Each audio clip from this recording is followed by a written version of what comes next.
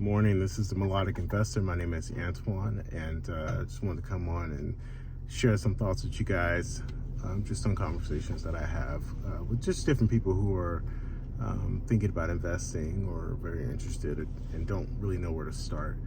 And, depending on what it is you're looking to do, but when it comes to investing, there's only three ways, in my opinion, that you can do it. I think there's only three ways, and that's real estate, starting a business, and stock market. That's it.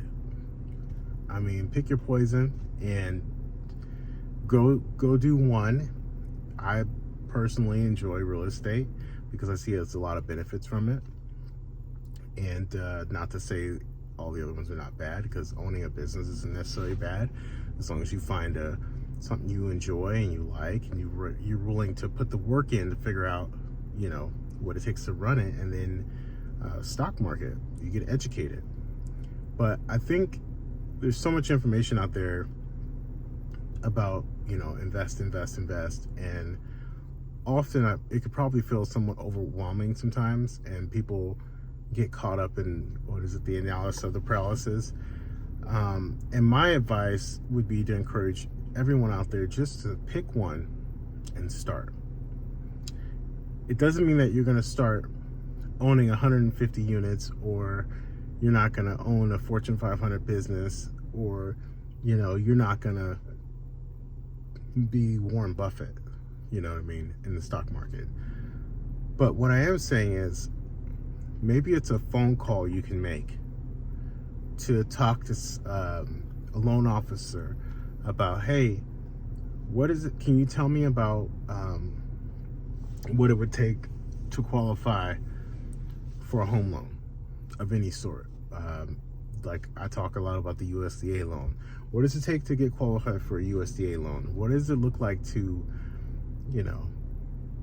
does my city or state have any small business funding or grants that are available to me?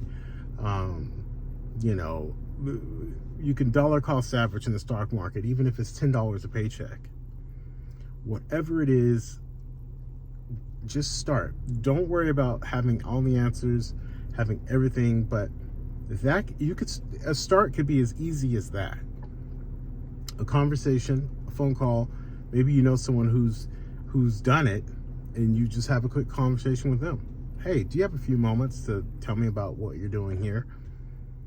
That's starting, and the sooner you gain that courage and that confidence just to take those steps and to get after it, get going and get after it, I think you'll start to feel good. You know what I mean?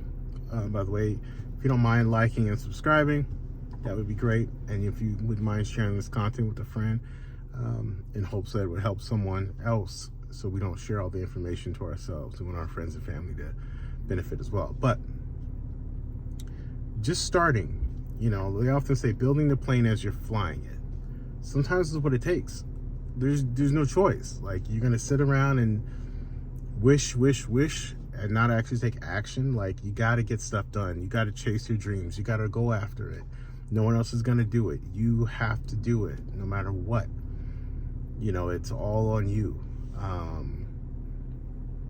Because again, it's not going to get easier, and that's not to scare anyone or to preach fear, but I am saying I think we need to be aware of the environment that we are in, and I think we need to do whatever we can to make our kids, if you have them, or maybe better life for yourself, or maybe a niece or a nephew, or whatever your motivation or your why is. That's okay. Just use that as motivation and fuel. And maybe you just want to improve your lifestyle. Nothing wrong with that either, but you got to start. We have to start somewhere. You can't think you're going to have all the answers. Everything's going to be perfect. It doesn't work like that. And all my years of doing it, for those of you who don't know, I'm in almost 20 years in the real estate business, and I've managed multifamily for 10 years, and then I have been doing commercial real estate for almost 10 years as well. So I've been privileged enough to be around a lot of entrepreneurs, people who have invested over time, that, you know, they never thought that they would be in the position that they're in today. Being able to employ people and to, could you imagine that? Like you're starting out, whatever idea or dream that you had, or maybe you had a thought or you jotted something down real quick and like, oh, this would be a good business, or, you know, oh, I'd love to own that house one day or something like that. And then years later it comes to fruition, and maybe that business idea that you have, maybe you're a baker, or you know, you enjoy that, or and someone enjoys it, and then you end up needing a staff to actually just keep the doors open, and whatever, you know, your wildest dreams come true. Could you imagine that?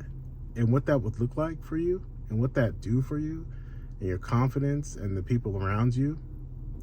I can't, you know what I mean? But I want to find out, and I want you guys to find out too. It's not hard. A lot of this stuff has just not been shared. You can't learn it in school. You can't learn it in college. All those things are great, but in my opinion, they just don't teach you this stuff.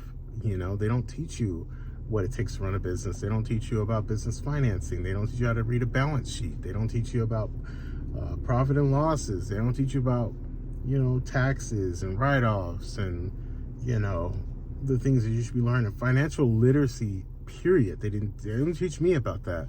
You know, I came from a family, my mom's single parent household. There was 4 children. I'm the youngest of 4, and grew up in Oakland, California, and it was hard. You know, I've seen poverty. Mind you, I've traveled a little bit, and there are parts of the world that are really impoverished, but, you know, here in the U.S., one of the wealthiest countries, if not the wealthiest country in the world, to see the level of poverty that people live in, that I grew up in, it's crazy. It's crazy. So I know that's something that I kind of operate from, you know, that I'm never going back to that. So it kind of fuels me in that way, whether it be good or bad, I don't know. But you can do this. You can do it. It's not easy. There's no easy button. You have to do the work. You know, you have to do the work consistently over time. On days you don't feel like it, days you don't want to do it, you still got to get up and get it in. And I know Michael Zuber from Run Rental at the time talks a lot about that, but we have to do the work. That's the difference. And this gap that we're seeing happening, and I don't know if you guys are paying attention, but there's a gap that's growing in our society, and there's the haves and the have-nots, and that's growing at an alarming rate. And you have to pick a side. You have to, what are you going to be? You're going to be the have-not, or you're going to be the have? And hopefully, if you do become in a position to have you be the haves, don't think that you're better. Don't think that, you know, oh, those people just need to get their lives together, because it's not always that cut and dry. Have compassion, you know, when you do experience success, and be able to, you know, let someone else come over your shoulder and see how it's done, and hopefully you can be a generous person, because that's why we do it.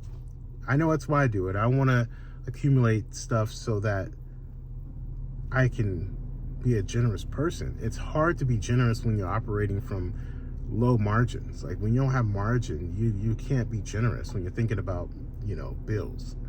Like when that's a thing, it's hard to get out of that modality. So, you know, I just want to encourage you guys to get after it. It won't always be like this, and you know, the future is bright. I hope this is encouraging to you guys to just start. Even if it's a phone call, a text, YouTube, whatever it is, just start. I hope this is helpful. Again, please like and subscribe, and share so we can get that algorithm going. All right, talk to you later. Bye.